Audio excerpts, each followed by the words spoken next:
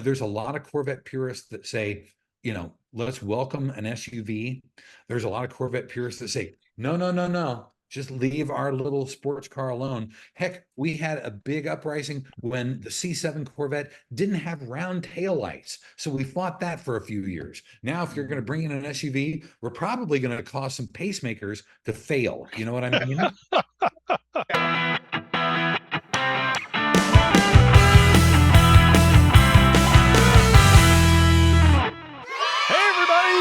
Welcome to another edition of the Talking About Cars with Randy Cardoon podcast featuring the one, the only, yes, you know him, you'll love him, Hot Rod Bob Beck, because everybody has a car story. Tonight, I am back in our Talking About Cars, Two Tired Guys studios here in Western Washington, while Bob, certainly getting over being a road warrior himself. Yes, Bob is back in California, and he is in his SoCal studios in Ventura. And again, Bob, you're back from the big event in Kentucky. Bowling Green. Yeah, Bowling Green, Kentucky. So which was simpler or which was easier, driving out there or driving back? Actually, the drive both ways was different and exciting in its own self. Driving there, we left Pasadena, California, with 120 of our newest, closest friends that we've never met before. Yes. Personal friends, yes. And every stop along the way, and first was Henderson, and then Utah, and then Colorado, and then Missouri, and Kansas, and I don't remember the order. But we picked up different Corvette owners along the way, to the point where we ended up in Cape Girardeau, Missouri, with 500 new Corvette friends. That just amazes me. Yeah. We made friends. And now there were, I think we're going to find out how many total caravans there were across the country. Our caravan ended up cruising 500 cars into Bowling Green one morning. But we started out in California, made our way to the Ron Fellows driving school. We went up to Bryce Canyon. We ended up in someplace else and in the middle of someplace and driving there. And we caravanned it. You have never seen such a beautiful sight of all of these Corvettes in a line going down the highway. And the people would stop. Someone would try and pass you. Now we're all in the right lane, because outside of California, for those of you who don't know this, the left lane is a passing lane, not a I'm going to hold up traffic lane. So people drive by, and the cameras or the phones came out, and they were taking pictures of the cars as we drove by. And every Corvette imaginable was on this caravan. And we were just amazed at the group. We pull into a restaurant, and we dominate a restaurant or a gas station. And it was like a car show. People were pulling over just to look at the cars. Our guest tonight is a guy who Bob met on the road in Kentucky, and he is a guy who knows a lot. Plus, and this is something that I keep being very surprised about, but he may be the only guy with a podcast like his relating only to Corvettes, which seems to be a little unusual to me, because so many people are into Corvettes. You'd think somebody else has one, but no, he's going to tell us for sure. In fact, let's go right to him right now, because he's standing by. Let's go to our guest today from Kansas City. Let's go to Steve Garrett. It's Corvette Day on the show. We're going to be talking with the one and only Steve Garrett, coming to us from Kansas City, where he, of course, hosts the CorvetteToday podcast. And when Bob told me this, Steve, I didn't believe it, because, come on, how long have podcasts been out? How long have Corvettes been out? You are technically, I guess that's a way to put it, the only Corvette-driven central podcast alone out there. That's right, Randy. Thanks for having me on the show, guys. Number one. Number two, COVID really drove getting CorvetteToday put together. I was furloughed from my day job, still work weekends on the radio here in Kansas City, been on for 47 years. And my daughter, in her infinite wisdom, my 30-year-old daughter said, "Dad, do a podcast. You're a radio guy. You know audio." I thought, yeah, that's a good idea. But what do I do it on? She said, do it on something you're passionate about. You love Corvettes. You're the president of the Corvette Club of Kansas City. You know everything about Corvettes. Do a Corvette podcast. I said, the light kind of went on, Randy. It was kind of crazy. And I Googled Corvette podcast. Believe it or not, in March of 2020, there were no current podcasts on Corvette. The most current one was 4 to 5 years old. So I thought maybe that's my opening. So in mid-April of 2020, I started Corvette Today. It's a weekly show that comes out every Sunday night, Monday morning at midnight Eastern, which will be 9 p.m. on the West Coast on Sunday night. It's So the only current podcast on Corvettes, and it's 5 years old. So Wow. where exactly could people see it, or is it more an audio podcast, or is it also video on YouTube? Where can people see it? That's a great question. It is on both. You can Okay. get it wherever you get your podcast. It's on everything from Apple to Google to Spotify to any platform that you get your podcast on. But I did start a YouTube channel. My former stepson said, "You ought to put this on video. Everybody loves watching it on video." Well, I've always been told after 47 years of radio that I have a great face for radio. Hi-oh! There you We've go. been there, But done that. Yes. Exactly. But what I did, guys, is I took the audio from Corvette Today and I married pictures and video with it to create the YouTube version. So whether you like to listen to the show or watch the show, you have choices. And I think having choices is a good thing. All right, how'd you get involved in Corvettes? It's an interesting story, Bob. I put my daughter through school, had the house paid off, no credit card debts, and I said, you know what? I want a fast sports car with 2 seats and lots of power. And I looked at everything. I looked at by then it was the F-Type Jaguar that I looked at Porsche, looked at Maserati. And ironically, I played hockey just, you know, I grew up loving sports, played football and baseball, ran track in college. At 32 years old, I taught myself how to skate and was a goaltender in the men's leagues here in Kansas City for about 33 years. When Wow. the C7 Corvette came out in January of 2014, I was just in the locker room getting dressed and said, "Man, do you see that new C7 Corvette? I would love to own one of those." One of my defensemen said, "I can get you one of those." I said, "Really? How?" He said, "I'm the new car sales manager at the Hendrick Chevrolet dealership here in Kansas City." To make Wow. the story a little shorter, I bought my first C7 Corvette from him and never looked back. So were Wow. you Wow. kind of wrestling with Patrick Mahomes to get it away there, or did you? I mean, let's be honest. I mean, it's not average Joe on the street's going to be able to afford one of those. Well, thanks to Patrick Mahomes and Travis Kelce and his really popular girlfriend, it's great being a Kansas Citian right now. They weren't here at that time, so Oh, okay. it was easy for me to get a Corvette. And like I was saying earlier, I'm the president of the Corvette Club of Kansas City. Hendrick Chevrolet is our corporate sponsor for the club, so I was able to purchase that car through them, and it worked out great. Wow. That's great. That's a great place to buy a car. I mean, with what the legacy that organization has. Now, you've got a C7. You said your first C7. Correct. So How many right have you had? I've had two Corvettes so far. Had the C7 for almost 10 years, and sold it. I have a 2023 70th anniversary white pearl metallic coupe. I wanted the coupe because I wanted to see the engine from the glass, Yeah. and I really wanted the white pearl metallic, guys, because this is the first time they've ever used a tri-coat color on Corvette, white pearl metallic, and this color will only be on that car. So Oh, it's kind of a very, very special edition Corvette, and it's a beautiful car. I'm a carbon fiber fanatic. Like the C7, I have carbon fiber on the interior, the exterior, and the engine bay. Anything that was black or black metallic has now been replaced with carbon fiber. And I have a Z07 wing on it, borrowed from the Z06. So I love the car, love the history of Corvettes. Going back to 1953, Corvette is the longest term sports car in America. And Corvette is the only American brand that has its own museum. Love the history, love the looks, love the power. all right. Randy and I were talking before you came on, and there's some controversies about Corvette. And one of the things that came out, and I know you have some information on this, is we almost lost the Corvette with the end of the C4 production.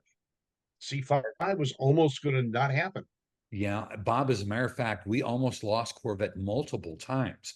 Actually, with C1, we almost lost the car, but they did some secret work at Chevrolet to get the drawing of the C2 Corvette put together. And that was Ed Cole that was in charge of things. And he did things, kind of by the cloak of darkness. Nobody knew what was going on. As a matter of fact, I had on the show a guy named Peter Brock. I don't know if that name Yeah. sounds familiar. Yeah. He's a Peter friend, Brock yes. was the youngest sketch artist hired by Chevrolet at 19 years old.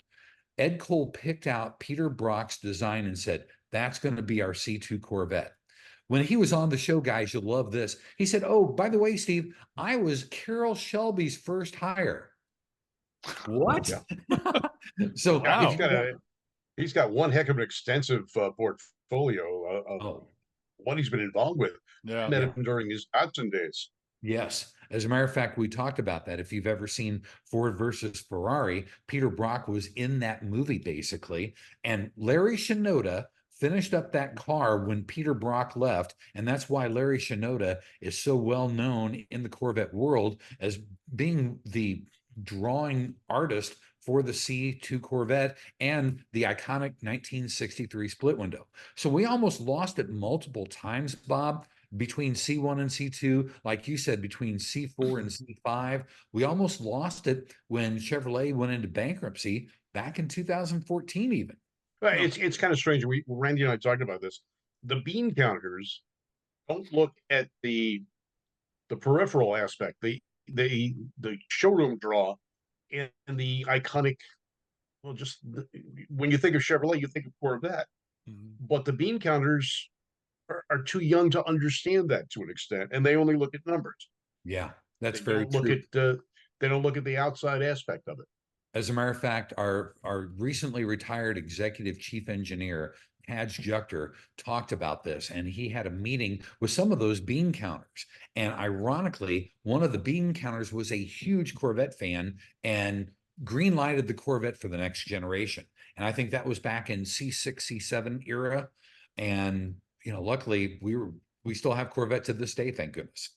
I find it interesting because not only did that happen around C5, C6 days as you're talking about, but I was just totally amazed that for 1 year they skipped putting in a Corvette in Yeah. '83. And I kept thinking, what car do we know of has ever kind of just said, we're going to skip this year because we're not able to put it in.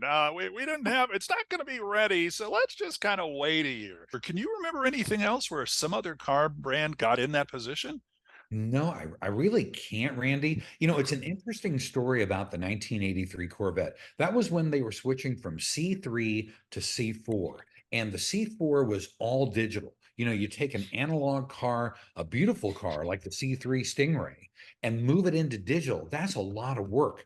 And they were running late, running late, running late, and they didn't make that 1983. There is one car 1983 Corvette that sits in the National Corvette Museum in Bowling Green, Kentucky. And the story about that one is really cool too. They just recently told the story where that car was put at the factory in the backyard, so to speak. And by the way, the factory is right across the street from the National Corvette Museum there in Bowling Green, Kentucky. Well, they kind of forgot about it. And it wound up at the National Corvette Museum. Otherwise, we would have zero 1983 Corvettes. It's a white C4 Corvette that is there, and it's on permanent display there at the National Corvette Museum. I'm a C4 enthusiast. The first Corvette I got to drive was a C4, and it was the car they used for Car of the Year. A buddy of mine worked for Motor Trend magazine, and at the time I was doing a little SCCA stuff, and he could drive straight, but he didn't know how to turn. So he asked me over to his house, opens the garage, there's a C4, and this was Wow. in September of '83, and he tosses me the keys, says, "Take me for a ride." And I mean, I was double and triple speed limits on curbs in the mountains here in Southern California, and I was just totally sold on the car. Then the car came out and dominated a stock in SCCA road racing to the point that the competitors were protesting it and couldn't protest anything. It was all production. So they came Yeah, up with the Corvette Challenge program. right. I've always been an enthusiast of that. I've had two C4s. I love them. I've got C5s now, but uh, the C4 was just such an amazing car and a jump from what the C3 was. That's very, very true, Bob. As a matter of fact, Kim Hunt is the guy you're talking about that dominated the races there in the C4 era. And they did change it to the Corvette Challenge series. And that was mainly because of Kim Hunt. Kim has been on Corvette Today. You can hear that show. As a matter of fact, if you, I know it's hard to either find the show or listen to the Plug show. away, Steve. Plug Yes. away. Go ahead. CorvetteToday.com is where you can get access to everything. But Kim Hunt was on the show and talked about those challenge years and dominating in the races. And it was because of him that they had to make the C4 Challenge series. So you did the podcast, and I'm also curious, what came first, the broadcast career or your love of Corvettes?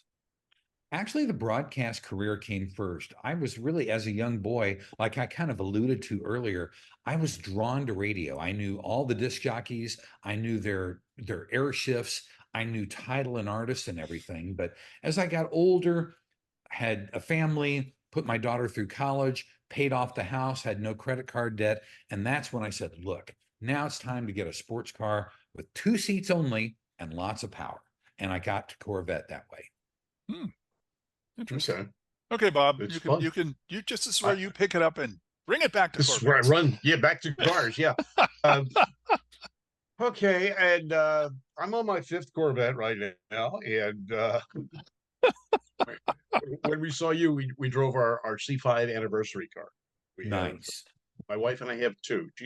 She was a kind of a car person, and then I corrupted her further. So she got a C5 anniversary convertible about 4 years ago, and then decided, we don't put the top down. It's an automatic transmission. It's boring. Go buy a coupe.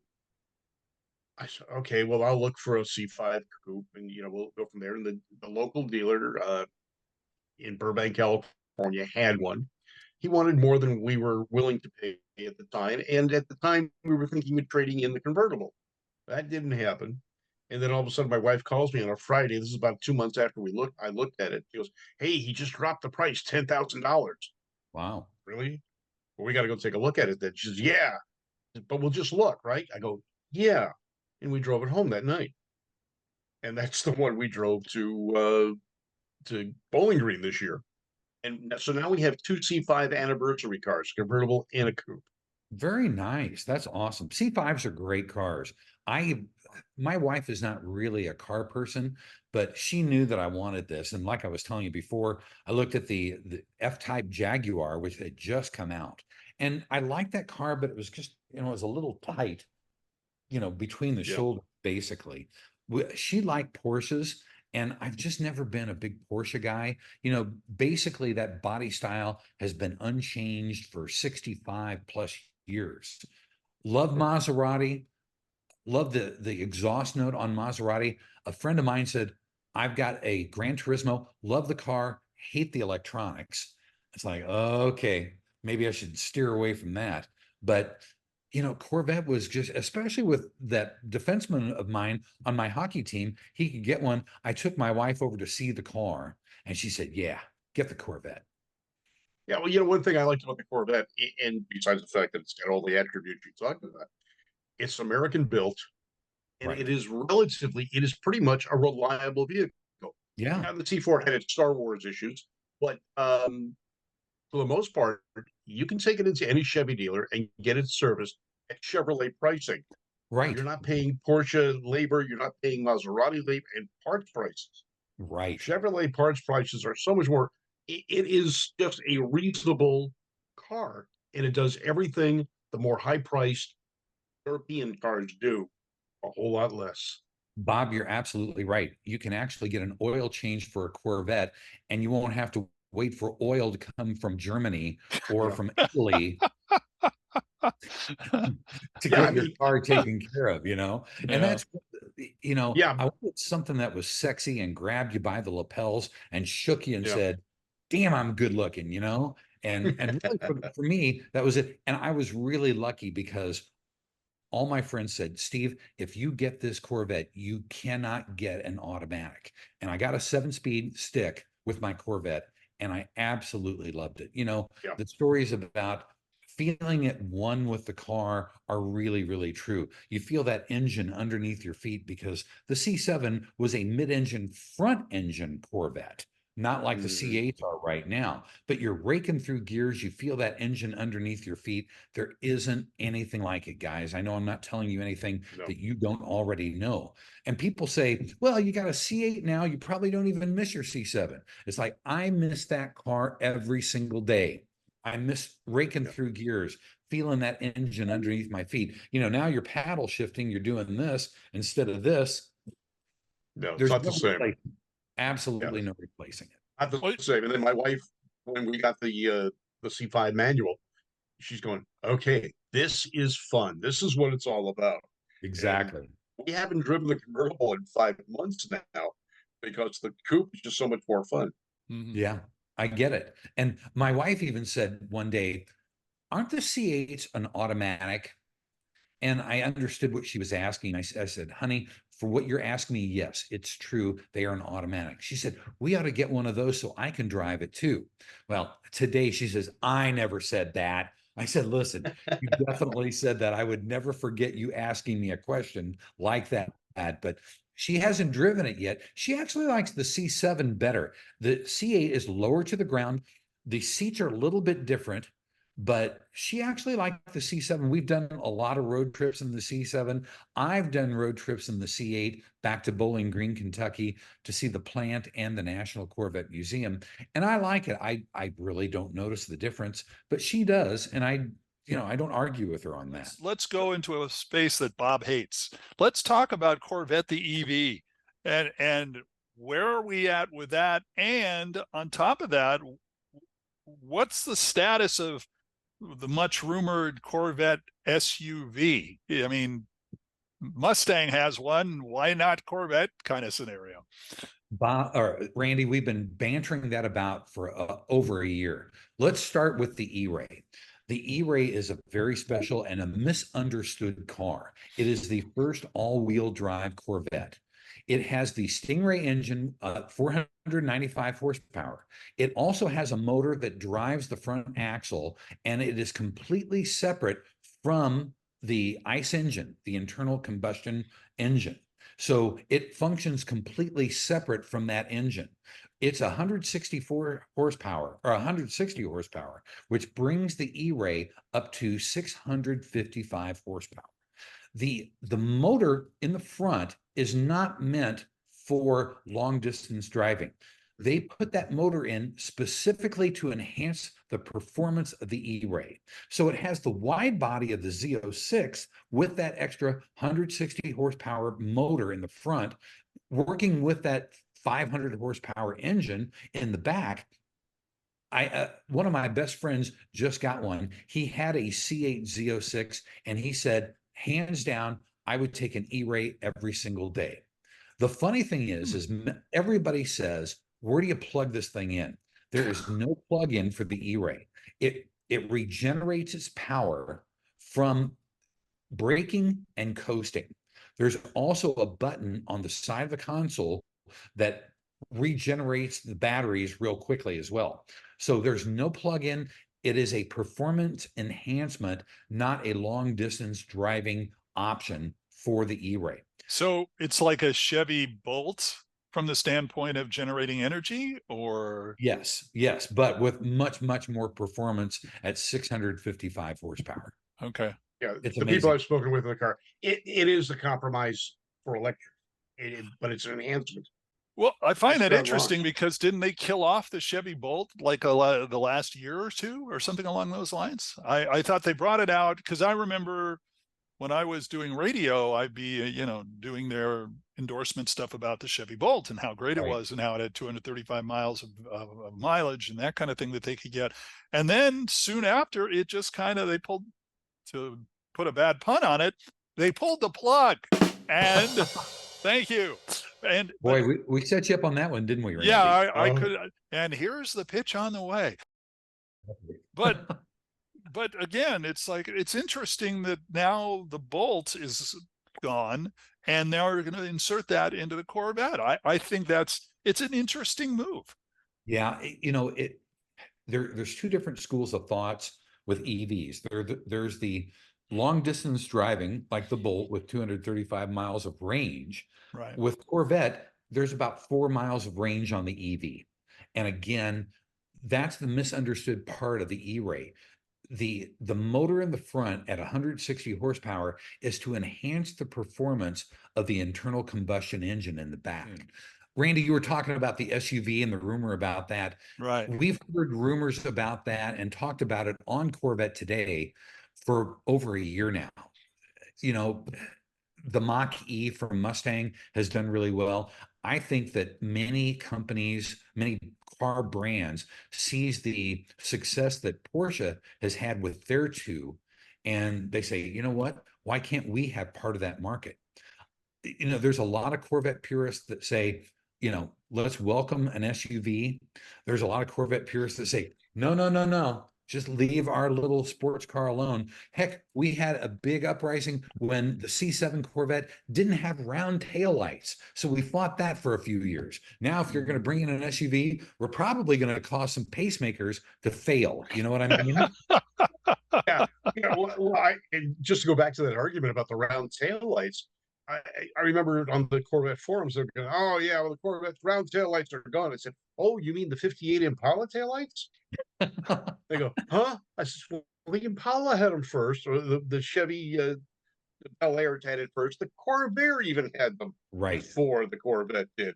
So these are not Corvette icons. Right. They are just part of the body style. Bob, you're absolutely right. And I was a moderator on CorvetteForum.com for over 10 years. And the guys that were arguing with this is like, guys, progress. The only constant is change. Mm-hmm. Embrace the C7 because the round taillights are a thing of the past. We actually had somebody in the aftermarket make C7 taillights that were round. I didn't see them doing very well. You don't see any on C7s these days. And I look at a lot of cars with being on Corvette Today for over 5 years now. Everybody wants to show me their car and they want to tell me the story behind it. I never see any C7s with round taillights. And how many of those people complaining always end their comments with, and get off of my lawn? Yes. I'm just saying, of course, look forward to you guys going out there and seeing more episodes. If you're unfamiliar with Steve and his very cool podcast on Corvettes, go check it out. It's right there for you. I'd say tell him Talking About Cars sent you, but there's nobody to talk to. So just go ahead and tell him anyway, and just go check it out and check out the podcast there. Steve, we appreciate the time today. And again, it's been so much fun having you on because we got all sorts of interesting stories about Corvettes. And where did the time fly? Absolutely. Guys, it's been so much fun being on your show. You do a fantastic job. Thank you so much for having me on. Thank you very much, Steve. We appreciate you being on the program. And again, don't forget, everybody, if you like today's show, how about giving us a thumbs up on YouTube? That's right. We are on YouTube. Also, follow us on social media. So on, everybody. Yeah.